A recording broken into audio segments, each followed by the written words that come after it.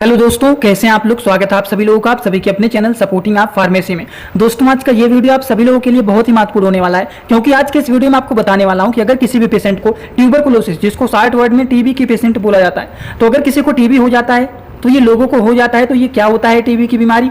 अगर किसी को ये हो जाता है तो उनमें क्या क्या टेस्ट कराया जाता है इसको कंफर्म करने के लिए, क्या सच में इनको ये हुआ है या फिर नहीं हुआ है। अगर किसी को टीबी हुआ है तो उनमें क्या क्या सिम्टम देखे जाते हैं, मतलब उनके अंदर क्या क्या लक्षण देखे जाते हैं, उसको ठीक करने के लिए कौन कौन से मेडिसिन चलाए जाते हैं, कंडीशन ज़्यादा खराब है तो कौन से इंजेक्शन लगाए जाते हैं, सारी की सारी बात आप लोगों को एक ही वीडियो में पूरा का पूरा डिटेल बताने वाला हूं। तो दोस्तों, अगर आप मेडिकल के छात्र हैं या फिर आप प्रैक्टिस करने वाले छात्र हैं और एक बार आप इस वीडियो को देख लेते हैं तो सारी जानकारी यहाँ पर एकदम अच्छे से आपको हो जाएगा। तो चलिए दोस्तों, वीडियो को स्टार्ट करते हैं बिना देर के हुए। लेकिन स्टार्ट करने से पहले एक महत्वपूर्ण सूचना यह है कि सपोर्टिंग आप फार्मेसी के इस चैनल पर यह वीडियो बनाया जाता है केवल और केवल मेडिकल छात्रों के नॉलेज के लिए। कोई भी दवा अपने से ना इस्तेमाल करें बिना डॉक्टर के सलाह के।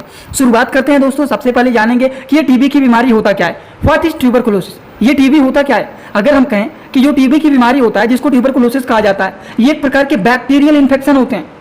इंग्लिश में भी बताऊंगा, हिंदी में बताऊंगा, पहले आप लोग यहां पर समझिए। TB is a bacterial infection that often affect your lungs, जो कि हमारे फेफड़ों को ये प्रभावित करता है। And it can spread also other part of your body, मतलब ये जो होता है हमारे शरीर के अलग अलग पार्ट में भी फैल सकता है।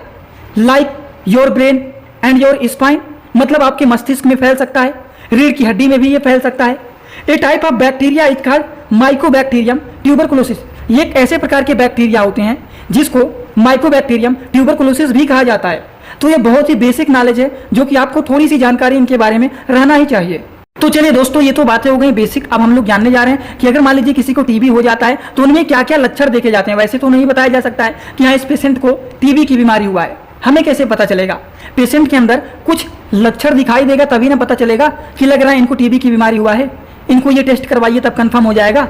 तो कौन से लक्षण देखे जाते हैं, चलिए उसको भी जान लेते हैं। दोस्तों, अगर किसी भी पेशेंट को टीबी की बीमारी हुआ है तो उसके अंदर देखा जाता है उनको हल्का फुल्का बुखार हो जाता है, शरीर में बहुत ज़्यादा थकावट महसूस होता है, भूख नहीं लगता है, बहुत ज़्यादा कफ बनने लगता है, शरीर में कमजोरी बनने लगता है, ये सारे प्रॉब्लम देखे जाने लगते हैं। ठीक, लो फीवर का प्रॉब्लम देखा जाना, फीलिंग टायर्डनेस देखा जाना, लॉस ऑफ एपेटाइट देखा जाना, बहुत ज़्यादा कफिंग देखा जाना, वीकनेस शरीर में देखा जाना। अब आपको भूख कम लगेगा, आप खाना नहीं खाएंगे ना कुछ पिएंगे तो क्या होगा? शरीर कमजोर होगा ही, शरीर में कमजोरी महसूस होगा ही। और जब कमजोरी महसूस होगा, कोई भी काम करने जाएंगे, कहीं पर जाएंगे आप, तो बहुत ज़्यादा थकावट महसूस होगा।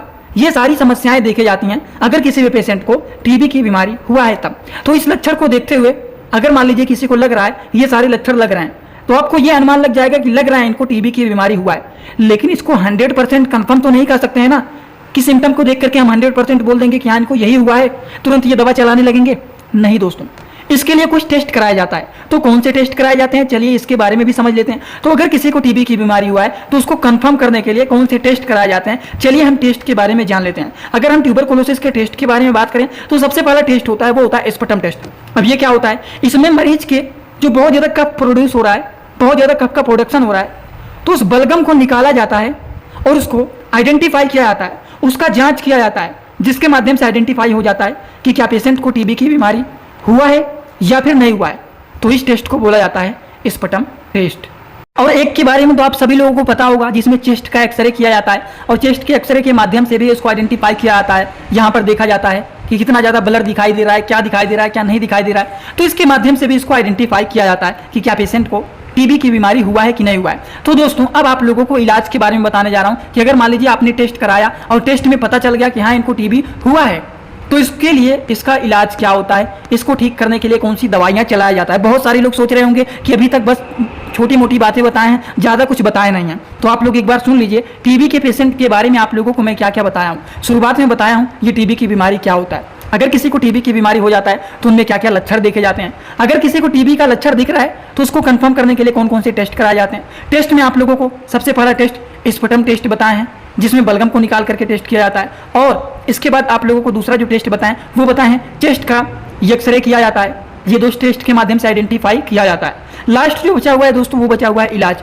तो चलिए इलाज के बारे में अब हम लोग समझने जा रहे हैं। अगर हम लोग इलाज के बारे में बात करें तो सबसे पहला जो मेडिसिन होता है दोस्तों वो होता है रिफाम्पिसिन टैबलेट। रिफाम्पिसिन के बारे में बात करें तो एक प्रकार के एंटीबायोटिक मेडिसिन होते हैं जो कि काफ़ी ज़्यादा यूजफुल एंड पॉपुलर ये मेडिसिन माने जाते हैं टीबी के ट्रीटमेंट के लिए। जो कि आर्सिन 300 के नाम से भी ये जाना जाता है, जो कि लुपिन कंपनी के द्वारा ये बनाया गया है। अगर हम इनके डोज के बारे में बात करें तो according to the doctor advice, according to the patient condition, doctor लोग एडवाइस करते हैं कि पेशेंट को इसको दिन भर में 1 बार देना है कि 2 बार देना है, बिफोर मील लेना है कि आफ्टर मील लेना है, वो पेशेंट के कंडीशन को देखते हुए इसको चलाया जाता है। दोस्तों इसी तरह से मैं आप सभी लोगों के लिए एक बुक बनाया हूं, जिस बुक का नाम है A to Z medicine book. ये दोस्तों जो बुक है ये टोटल 600 पेज का है, जिसमें आप लोगों को टोटल 46 चैप्टर मिल जाएंगे और साथ ही साथ आप लोगों को 46 वीडियो लेक्चर भी मिल जाएगा हर एक चैप्टर का। ये दोस्तों जो बुक है ये टोटल 499 रुपए का है। ये बुक आप लोगों को व्हाट्सएप पर PDF के फॉर्मेट में दिया जाता है। और अगर आप लोग इस बुक को लेना चाहते हैं, अगर आप मेडिकल के छात्र हैं, प्रैक्टिस करने वाले छात्र हैं, तो आप लोग इस वीडियो के कमेंट बॉक्स में जाना, आप लोगों को एक लिंक मिल जाएगा। जब आप उस लिंक पर क्लिक करेंगे तो डायरेक्ट आप व्हाट्सएप पर पहुंचेंगे, उसी नंबर पर पेमेंट करना है, वहीं पर आपको बुक और पूरे बुक का वीडियो लेक्चर मिल जाएगा। ये बुक PDF के फॉर्मेट में मिलेगा आप लोगों को। जो लोग लेना चाहते हैं जरूर इस बुक को परचेज करें, जिसमें हजारों प्रकार की दवाइयों का नॉलेज आपको मिल जाएगा।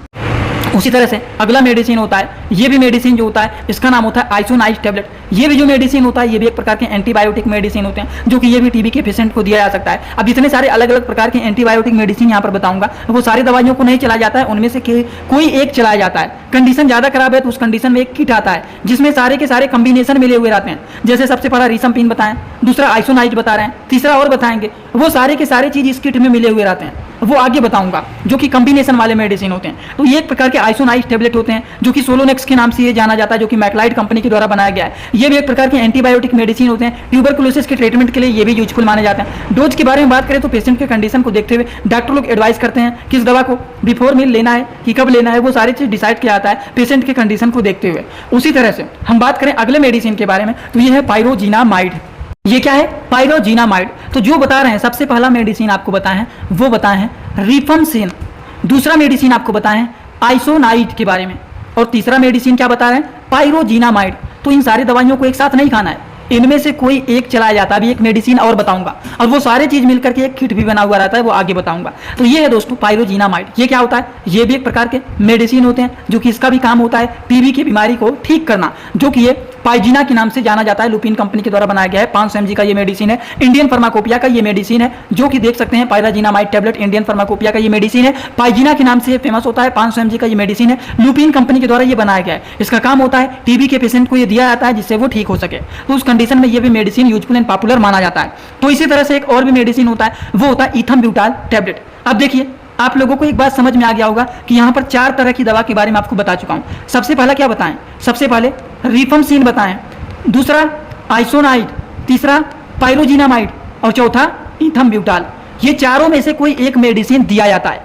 ये सिंगल कॉम्बिनेशन वाले हैं, लेकिन जो कॉम्बिनेशन वाले में बताएंगे उसमें अभी देखना एक किट बताऊंगा, जिसमें ये रिफमसिन, आइसोनाइड, पायरोजिनामाइड, इथम्ब्यूटाल ये सारे के सारे मिले हुए रहते हैं, और इसको उस पेशेंट को दिया जाता है जिसका कंडीशन ज़्यादा खराब होता है। लेकिन पहले समझ लेते हैं इथम्ब्यूटाल हाइड्रोक्लोराइड टैबलेट के बारे में। तो ये दोस्तों इथम्ब्यूटाल हाइड्रोक्लोराइड टैबलेट ये भी लुपिन कंपनी के द्वारा बनाया गया है। कम्बुटाल के नाम से फेमस होता है। 800 mg का ये मेडिसिन है। इंडियन फार्माकोपिया का ये मेडिसिन है। अगर हम बात करें तो ये भी एक प्रकार के एंटीबायोटिक मेडिसिन होता है, जिसका भी वही काम होता है टीबी के पेशेंट को देना, जिससे वो ठीक हो सके। और इसका भी सेम डोज के बारे में बात करें तो पेशेंट की कंडीशन को देखते हुए इसको खाना खाने के बाद देना चाहिए। ठीक, तो चलिए दोस्तों अब आप लोगों को कुछ कॉम्बिनेशन वाले मेडिसिन के बारे में बता देता हूं। कॉम्बिनेशन का मतलब आप लोग जान लीजिए कि जैसे कि रिफमसिन मिला हुआ है प्लस आइसोनाइड मिला हुआ है, फिर कुछ ऐसे मेडिसिन होंगे जिसमें रिफमसिन है प्लस आइसोनाइड है प्लस पायरोजिनामाइड है प्लस इथम्ब्यूटाल है। ये चारों चीज मिले हुए रहेंगे, तो इसको बोलते हैं कि ये कॉम्बिनेशन वाले मेडिसिन होते हैं। जैसे कि सबसे पहला मेडिसिन है, देखिए इसमें रिफमसिन और आइसोनाइड ये दोनों चीज मिला हुआ है। थोड़ा सा जूम कर देते हैं तो देख लीजिए, ये यूनाइटेड स्टेट फार्माकोपिया का मेडिसिन है। रिफमसिन एंड आइसोनाइड ये दोनों मिला हुआ है, जो कि आर्सिनेक्स के नाम से ये फेमस होता है। लुपिन कंपनी के द्वारा ये मेडिसिन बनाया गया है। इसका क्या काम होता है? इसका भी वही काम होता है, टीबी के पेशेंट को दिया जाता है जिसका कंडीशन कुछ खराब होता है। ठीक, और लास्ट जो होता है ये होता है ट्यूबरकुलोसिस का किट आता है, जिसमें आप लोगों को जो चारों सिंगल डोज वाले मेडिसिन बताए हैं, चारों कौन कौन से चारों बताएं? रिफमसिन, आइसोनाइड, पायरोजिनामाइड और इथम्ब्यूटाल, ये सारे के सारे इस किट में मिले हुए हैं। जैसे कि ट्यूबरकुलोसिस का जो किट होता है इसमें क्या होता है? रिफमसिन भी होता है, आइसोनाइड भी होता है, पायरोजिनामाइड भी होता है और इथम्ब्यूटाल, ये सारे चीज इसमें मिले हुए हैं, जिसको एक्रिट 4 किट ये बोला जाता है, जो कि टीबी के पेशेंट को ये दिया जाता है अगर कंडीशन ज़्यादा खराब होता है तो उस कंडीशन में।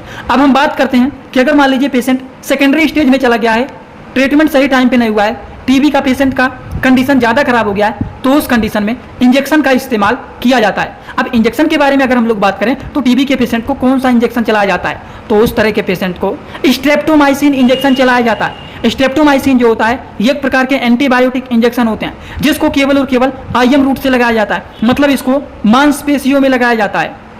बात समझ में आए ना? देखिए एकदम यहां पर साफ साफ लिखा गया है केवल और केवल इसको आईएम रूट से ही लगाना है, जो कि एबोट कंपनी का ये मेडिसिन है, ये इंजेक्शन है। तो आई होप आप सभी लोगों को ये सारी की सारी बात एकदम अच्छे से समझ में आया होगा। तो दोस्तों अगर आप लोगों को ये सारी बात समझ में आया हो तो सभी लोग सीधा सीधा कमेंट बॉक्स में आना और अपना फीडबैक जरूर देना कि आज का ये वीडियो आपको कैसा लगा, समझ में आया कि नहीं जरूर आप लोग बताना, क्योंकि बस आपका एक कमेंट ही दिखता है, इसके अलावा आप लोग तो दिखते नहीं हो। तो एक कमेंट जरूर कर देना, इससे कुछ हो नहीं जाएगा। और एक बात, जो लोग हमसे इंस्टाग्राम में पर्सनली जुड़ना चाहते हैं वो भी जुड़ सकते हैं। जुड़ने के लिए सर्च करिए सपोर्टिंग आप फार्मेसी, जो चैनल का पूरा नाम है। सर्च करते ही चैनल आ जाएगा, लेकिन फेक आईडी भी उसी के साथ साथ आ जाएंगे बहुत सारे। फेक आईडी से बचना, उस आईडी को फॉलो करना जिसके फॉलोअर 1000 से ज्यादा हैं और फॉलोइंग केवल और केवल 1 है, 10 नहीं है, केवल और केवल 1 है।